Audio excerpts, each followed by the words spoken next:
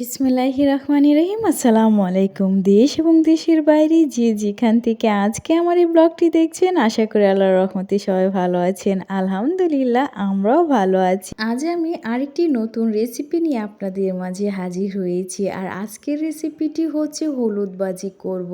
তো তার জন্য একটি পাত্রের মধ্যে পরিমাণ মতো হলুদের গুঁড়ো এবং মরিচের গুঁড়ো নিয়ে নিয়েছি।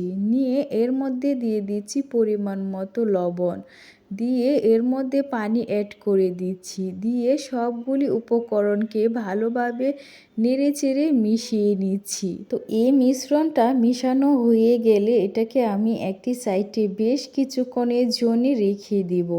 তো রেখে দিয়ে এখানে আমি নিয়ে নিচ্ছি রসুন কুচি এবং পেঁয়াজ কুচি। তো এখন একটি চুলাতে একটি কড়াই বসিয়ে এর মধ্যে পরিমাণ মতো তেল অ্যাড করে নিয়েছি। তেল অ্যাড করে তেলটি গরম হওয়ার পর এর মধ্যে রসুন কুচি এবং পেঁয়াজ কুচিটা দিয়ে দিয়েছি। দিয়ে ভালোভাবে নেড়েচেড়ে কিছুক্ষণ ভেজে নিয়েছি। নিয়ে আগে থেকে যে মিশ্রণটা তৈরি করে রেখেছিলাম সেই মিশ্রণটা এর মধ্যে দিয়ে দিচ্ছি। তো প্রতিদিনের মতো আজকেও আপনাদের কাছে আমার একটি রিকোয়েস্ট, আমার এই ব্লগটি যদি প্রথম থেকে শেষ পর্যন্ত দেখে সামান্যতম পরিমাণের ভালো লেগে থাকে তাহলে প্লিজ একটি লাইক এবং সাবস্ক্রাইব করবেন। আর কমেন্ট বক্সে অবশ্যই আপনাদের মূল্যবান মতামতটি জানিয়ে আমার পাশেই থাকবেন। তো হলুদ ভাজিটা আমি বেশ কিছুক্ষণ যাবৎ কষিয়ে নিচ্ছি। নিয়ে এখন আমি এর মধ্যে পানি অ্যাড করে দিচ্ছি। তো পানি অ্যাড করে দিয়ে আমি এটাকে নেড়েচেড়ে একটু মিশিয়ে নিচ্ছি।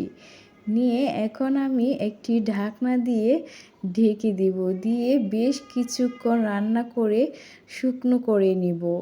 তো দেখতেই পাচ্ছেন হলুদ ভাজিটা শুকনো হয়ে গিয়েছে। এই হলুদ ভাজিটা খেতে অসাধারণ হয়।